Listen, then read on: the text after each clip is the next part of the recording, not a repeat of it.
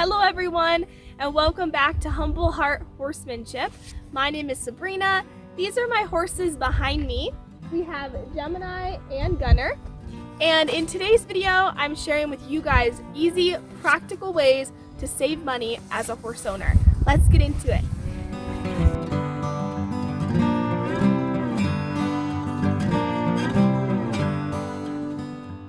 You guys are now joining me in my barn. The first thing we're going to talk about is bedding. Now, bedding can be pretty expensive, especially if you don't buy it in bulk. Usually if you just get traditional pine shavings by the bag, it can cost anywhere from $6 to $8 per bag. And a really simple solution to cutting down costs on bedding is to have your horses live outside as much as possible. My horses live outside 24/7. They have access to a 3-sided shelter at all times when they are outside. And the only time that I ever bring them in is if the weather's really bad. I live in blizzard country, so when we have blizzards, I definitely bring them inside. It's so much easier to care for them when they're inside their stalls, as you see behind me, and it also is a lot safer for them health-wise. But all the other times when the weather isn't bad, they live outside 24/7. And if you do that with your horse, you can do that, you're gonna cut down on the costs of bedding because you're gonna need to hardly ever buy any bedding for your horse. Another alternative I've seen some people do is use cardboard, cut up pieces of cardboard as bedding instead of purchasing pine shavings or sawdust or anything like that. I've never personally tried that myself, but it is a really good cost-effective way to use bedding because you can just use Amazon packages or you can get free cardboard pretty much anywhere that you go. So that's another alternative. If you cannot keep your horse outside almost 24/7, you can always look into possibly using cardboard as a bedding alternative. Let's talk feed. If you can, buy your horses hay and grain in bulk. It's going to save you a lot of money in the long run. It'll save you on having to take multiple trips to the feed store to get the hay and grain that your horses need, so you're going to save gas money. I understand that not everyone can afford to buy an entire year's worth of feed for their horse ahead of time, but if you can, it's a really good thing to do. This year, with it being our first year here in Wyoming, I actually purchased a little bit over 9,000 pounds of hay for my 2 horses. And that is a little bit under a year's supply for me. I calculated the whole thing out, and hopefully that's what's gonna work out. But as you can see behind me, I have some round bales. They are orchard and alfalfa mixed hays, and I basically bought a large quantity of these round bales, and so that ensures that my horses are going to have the feed that I need for almost the next year. And it saved me a lot of money than just buying individual smaller bales or having to buy hay throughout the entire year, because hay prices, feed prices in general, definitely fluctuate. So in the winter time, feed is going to cost more. So I'm really happy that I decided to do that this year, and it just makes me feel good to know that everything's good. I got the feed that I need. Also, buying round bales versus smaller bales can also save you a lot of money. It obviously depends on where you live and also what type of quality you're looking for in your hay. But buying these very large round bales, each of these weighs about 1,700 pounds. But in doing that, I actually got more hay for my money than if I bought the smaller individual squares. Some people don't have the space to store round bales, especially if you board, but if you can find good quality round bales, it's a really good way to cut down on your hay costs. Next thing we're talking about are treats. Now, I don't know about you guys, but there's been multiple times that I've gone into the feed store just to get a simple little bag of horse treats, and they cost anywhere from $6 to $14 per bag. And you get such a small bag too. So instead of paying for overpriced horse treats, why don't you get a 50-pound bag of alfalfa pellets instead? A 50-pound bag of alfalfa pellets usually costs about $12, at least for where I live here in Wyoming. And what's great about the alfalfa pellets is that they're really small, so they make great treats. And also, a 50-pound bag is going to last you a very, very long time, especially if you only have one horse and don't give your horse treats every single day. My horses love them. They're also very easy for them to eat in comparison to feeding like an alfalfa cube as a treat. And they're just perfect for, trick training. I also really like that they're small, so they're easy for your horses to eat, especially in comparison to feeding like alfalfa cubes where there's a higher risk that your horse could choke. So my horses love them, as you can tell, because they're getting quite pushy over here. But these are what the alfalfa pellets look like. They're really small, and my horses are obsessed with them. They love these treats. Look at them. You want to see, Gunner?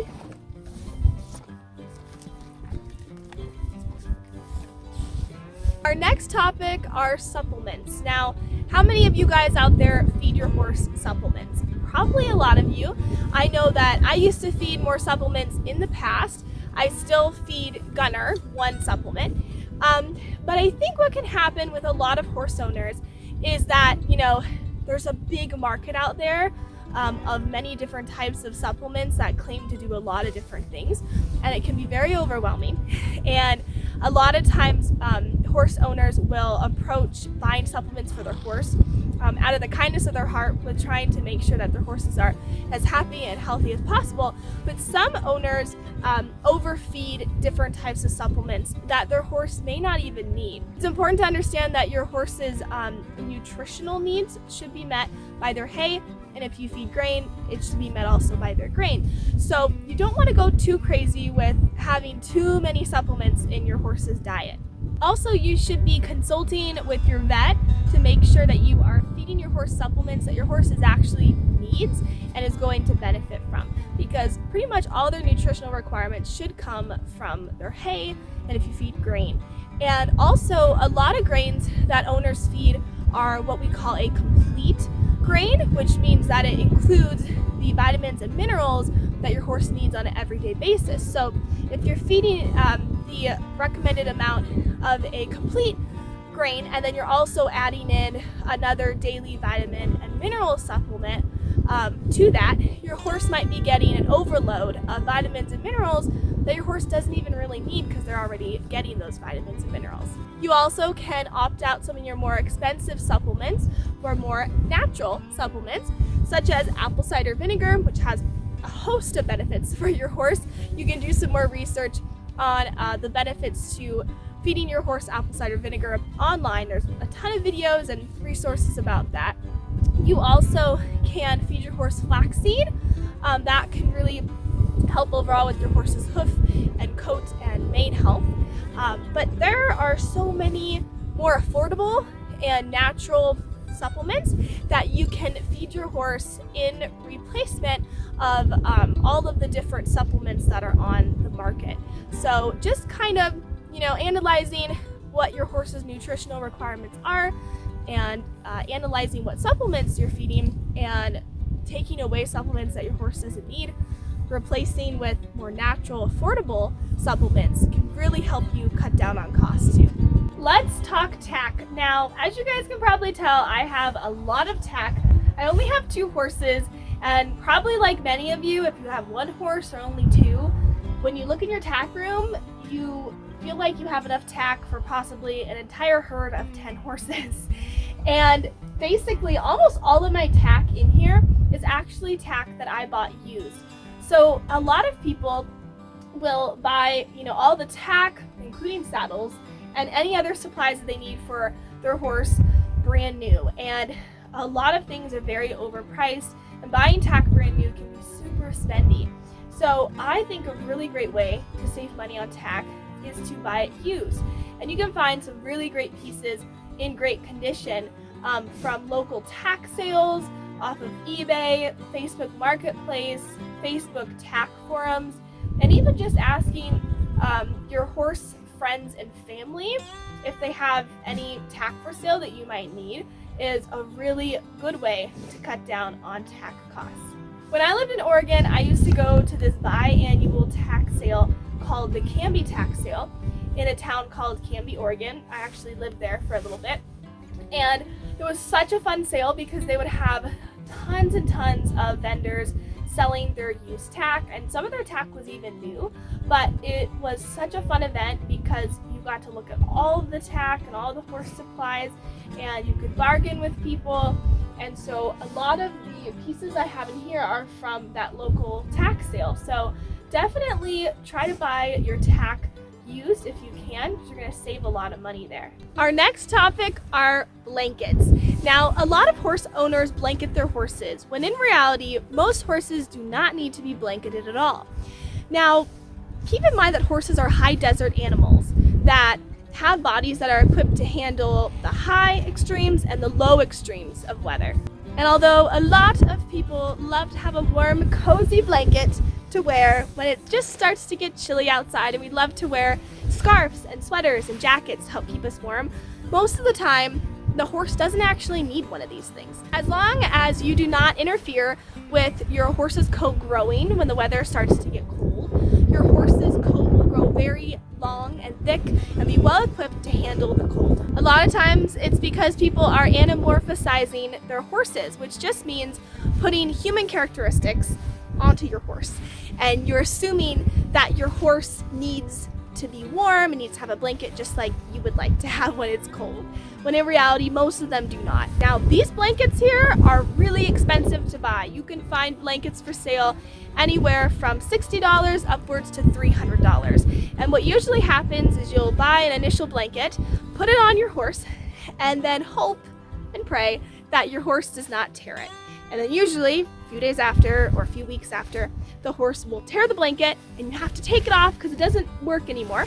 And you have to find someone to repair it, or you could maybe do it yourself and you put the blanket back on, and then maybe the horse rips the whole thing again, and then you have to buy a new blanket. So there can be a lot of associated costs with blanketing your horse that if you don't want to do that, you're going to save yourself a lot of money. So horses don't technically need these things. Don't blanket your horse.